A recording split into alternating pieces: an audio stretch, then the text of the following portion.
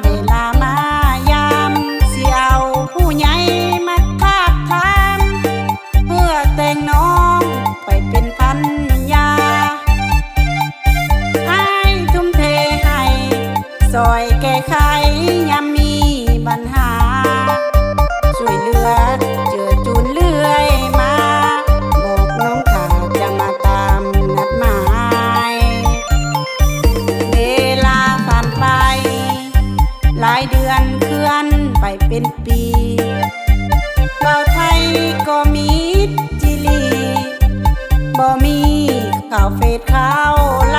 น์เงียบไปซื่อๆบ่ฮู้ว่าเป็นลือตายสาวลาวปิดหวังห้องให้ย้อนเว้าไทยคนนั้นหลอกลวงผู้บ่าวไทยแลนด์หรืออ้ายมีแฟนสาวไทยแล้วว่าเขาสวนอ้ายเข้าวิวาสาวลาวนี่นาอ้ายจึงบ่ห่วงคำเว้าเคยหวานเวลาผ่านกลายเป็นคำลวงสาวลาวผิดหวังนักหน่วงย้อนคำลวงของบ่าวไทยแลนด์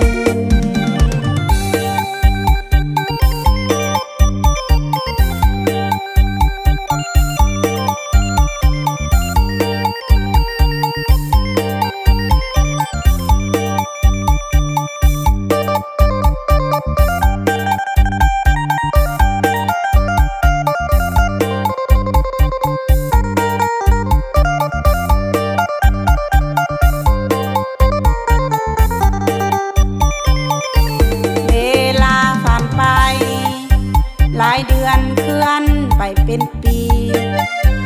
บ่าวไทยก็มีจิลีบ่มีข่าวเฟซข่าวไลน์เงียบไปซื่อๆบ่ฮู้ว่าเป็นลือตายสาวลาวปิดหวังห้องให้ย้อนบ่าวไทยคนนั้นหลอกลวงผู้บ่าวไทยแลนด์หรืออ้ายมีแฟนสาวไทยแล้วว่าเขาสวนอ้ายเข้าวิวาสาวลาวนี่นาอ้ายจึงบ่ห่วงคำเว้าเคยหวานเวลาผ่านกลายเป็นคำลวงสาวลาวผิดหวังนักหน่วงย้อนคำลวงของบ่าวไทยแลนด์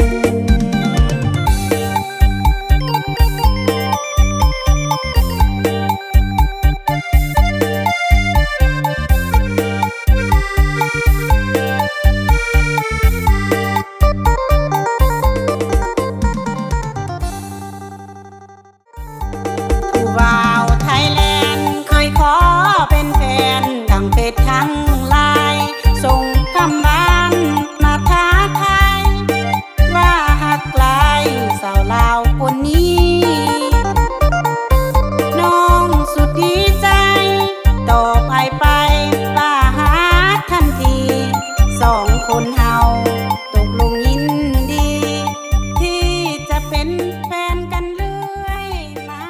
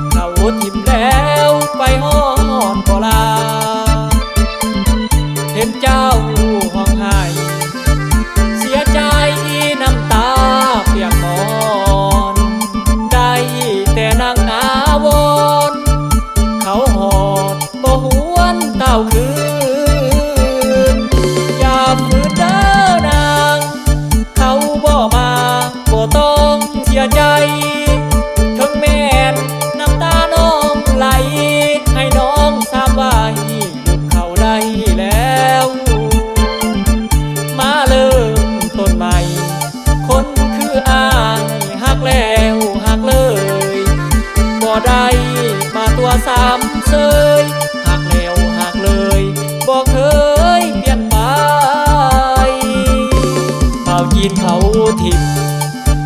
อยู่พินบ่ต้องเสียใจเงินหยวนเขาทิมเจ้าไปหันมาใส่ใจทำเบาเงินกี่เบาลาวหักแท้บ่คือเท่าแก่เงินหยวนให้น้องจงคิดทบทวนผู้บ่าวเงินหยวนหลายใจเด้อนาง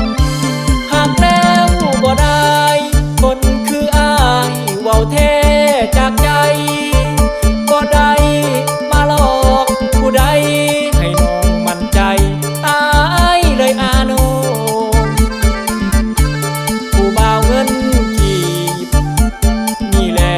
หักแท้ซื่อตรงน้องเจ้าอย่าไปโลกผู้บ่าวเงินหยวนเขานั้นตัว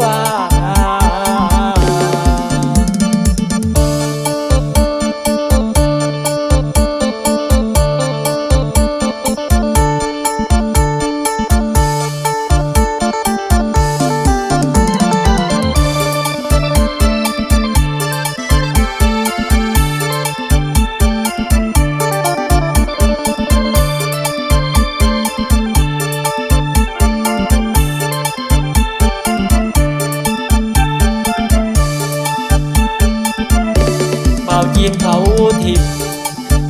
อยู่พินบ่ต้องเสียใจเงินหยวนเขาทิมเจ้าไปหันมาใส่ใจดำเบาเงินกี่เบาลาวหักแท้บ่คือเท่าแก่เงินหยวนให้น้องจงคิดทบทวนผู้บ่าวเงินหยวนหลายใจเด้อนะบ่ได้คนคืออ้ายเว้าแท้จากใจบ่ได้มาหลอกผู้ใดให้น้องมั่นใจอายเลยอาโน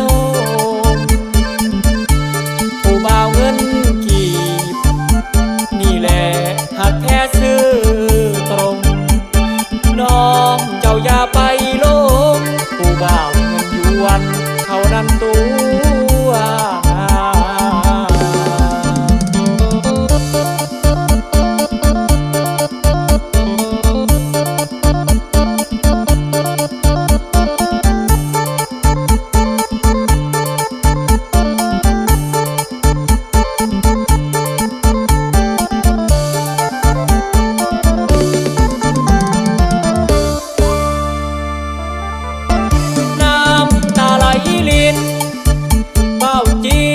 เขาทิมน้องแล้วอกหักแล้วเด้สาวแก้วเขาทิมแล้วไปฮอดบ่ลาน้ำตาไหลลินเบ้าจีนเขาทิมน้องแล้วอกหักแล้วเด้สาวแก้วเขาทิมแล้วไปฮอดบ่ลาเห็นใจ